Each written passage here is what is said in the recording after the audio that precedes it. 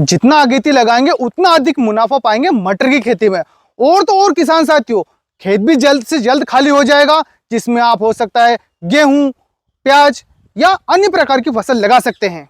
मात्र 3 माह के अंतराल में जितनी लागत लगाई उसका 4 गुना मुनाफा देगी मटर की खेती। तो किसान साथियों, अब सबसे पहले शुरुआत करेंगे कि हमें किस प्रकार खेत की तैयारी करनी है। किसान साथियों, जब हम खेत की तैयारी करते हैं तो वहां पर एक बात विशेष रूप से देखनी है कि हमारे खेत में पानी का भराव नहीं होना चाहिए और जो आपकी मिट्टी है वो एक तरह से ऐसी भूर-भूरी होना चाहिए। यदि चीठी मिट्टी हुई तो वहां पर मटर की खेती करने जाएंगे तो नुकसान ही देखने को मिलेगा। हम अगेती मटर की खेती की बात कर रहे हैं, बारिश का समय तो चलता ही रहेगा। जैसे मौसम खुला मिलता है तो खेत में 2 बार कल्टीवेटर अच्छी गहरी हकाई के साथ करें। तत्पश्चात रोटेवेटर करने का मौका मिलता है तो ठीक है, अन्यथा खेत में पंजी घुमा दीजिए। तो किसान साथियों, यहाँ पर हमें बेड बनाना है 24 इंच का। यदि आपके पास सुविधा है तो यही आप 48 इंच का बेड बना सकते हैं। ध्यान रखिए, बेड की चौड़ाई ज्यादा नहीं करनी है। जितनी ज्यादा चौड़ाई करेंगे उतना पानी का भरा होगा, और पानी का भरा होगा तो अगेती मटर की खेती में जो आपका दाना है वह सड़ जाएगा। अब बारी आती है खाद प्रबंधन की। अब जब सबसे पहले आप कल्टीवेटर कर रहे हैं उस समय एसएसपी का प्रयोग कर ले, प्रति 1 एकड़ 3 कट्टी। किसान साथियों, इसी के बाद हमें जब पंजी कर दी है या फिर आप बेड बना रहे हैं उस समय हमें लेना है एनपीके 12-32-16। यदि आप ये नहीं ले पा रहे हैं तो डीएपी, और डीएपी के साथ में एमओपी पोटाश अवश्य ले। और इसी के साथ में हमें लेना है सल्फर बेंटोएट, जो कि एक प्रकार से दाल वाला आता है। जैसे कि यह अगेती बुआई है तो कीटनाशक जमीन से अवश्य देवे, अन्यथा जो आपका बीज है उसे कीट खा लेगा या उसकी जड़ को भी खत्म कर देगा। इसके लिए हमें फिप्रोनिल लेना है या क्लोरानिलटीप्रोल जरूर ले।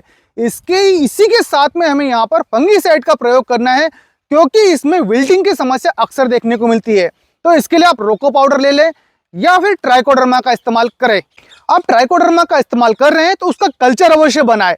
जैसे कि आप वर्मी कंपोस्ट या गोबरी खाद हो गया है उसमें उसे मिला के 8 दिन पहले रख दीजिए, फिर खेत में छिड़काव कर दीजिए। किसान साथियों, एक बात का विशेष ध्यान रखिए, जो आप ट्राइकोडर्मा इस्तेमाल कर रहे हैं फंगीसाइड के रूप में, उसे किसी भी रासायनिक कीटनाशक या फंगीसाइड या फिर किसी भी आपका जो उर्वरक खाद हो गया है उसमें इस्तेमाल नहीं करना है। अब उर्वरक खाद में यहाँ पर आप रोको फंगीसाइड डाल सकते हैं, जो विल्टिंग के लिए काफी अच्छा कार्य करेगा। बीज की मात्रा 1 एकड़ में हमें 30 किलो से 32 किलो रखनी है।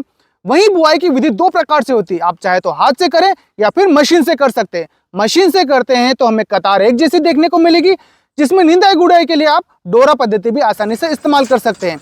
वहीं लाइन से लाइन की दूरी हमें 30 सेंटीमीटर से ले जाकर 60 सेंटीमीटर के बीच में रखनी है। अगर जो हम पौध से पौध की दूरी की बात करें तो वह हमें 10 सेंटीमीटर रखनी है। किसान साथियों, यदि आप अतिरिक्त मेहनत कर सकते हैं तो जो हमारे पौध उग के कम से कम 10 से 15 इंच के हो गए हैं तो इसमें आप तार से या किसी प्रकार की रस्सी से अगर जो इन्हें बांध देते हैं तो आपका उत्पादन 1.5 गुना देखने को मिलेगा। किसान साथियों, मटर की अगेती खेती के लिए कुछ शानदार किस्में बताना चाहूंगा, जिसमें सबसे पहले आती है AP3 मटर, जिसकी मिठास काफी ज्यादा है, जिसमें दाने 7 से 8 देखने को मिलेंगे और फली की लंबाई 8 सेंटीमीटर से ले जाकर 9 सेंटीमीटर तक रहेगी, जो कि 55 से 60 दिन में हार्वेस्टिंग के लिए रेडी है। अगली वेरायटी आती है अर्ली बेजर, जो कि 55 से 60 दिनों में हार्वेस्टिंग के लिए रेडी हो जाती है, जिसमें दाने 5 से 7 देखने को मिलेंगे। अगली वेरायटी आती है पंत मटर 155, जो कि 55 से 60 दिनों में हार्वेस्टिंग के लिए रेडी हो जाती है। यह हमारी वेरायटी है सफेद चूर्ण के लिए प्रतिरोधी है। चौथी वेरायटी है काशी नंदनी, जो कि 60 से 65 दिनों में हार्वेस्टिंग के लिए रेडी होती है, जिसकी एक फली में 7 से 9 दाने होते हैं। अगली हमारी वेरायटी है एडवांटा JS10, जो कि 60 दिनों में हार्वेस्टिंग के लिए रेडी हो जाती है। इसकी एक फली में 9 से 10 दाने होते हैं। मटर की खेती में लगने वाली कुछ खास बीमारियां, जिसमें सबसे पहले आती है सफेद चूर्णी का, अगली आती है विल्टिंग की समस्या, और इसी के साथ में इल्ली, जिसमें हर प्रकार की इल्ली लगती है। मोले की भी समस्या देखने को मिलती है। इसी के साथ में अल्टरनेरिया ब्लाइट, रूट रोट की समस्या और कभी कभी व्हाइट गर भी देखने को मिलता है। अब हम सिंचाई की बात करते हैं तो आप ड्रिप से कर सकते हैं, स्प्रिंकलर से कर सकते हैं और फ्लड इरिगेशन से भी कर सकते हैं।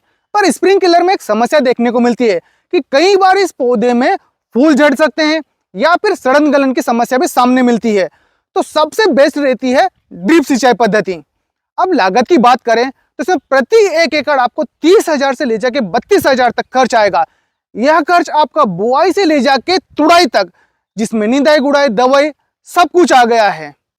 वहीं उत्पादन की बात करें तो 1 एकड़ में आपको 50 कुंटल से ले जाकर 60 कुंटल तक मटर मिलेंगे। किसान साथियों, यदि एवरेज रेट की बात करें 25 रुपए किलो के हिसाब से, तो 1 एकड़ में आप 1,25,000 रुपए काफी आसानी से कमा सकते हैं। तो दोस्तों, जानकारी कैसी लगी कमेंट जरूर कीजिएगा और हमें बताइए कि आपको और कौन सी फसल पे इस प्रकार की जानकारी चाहिए।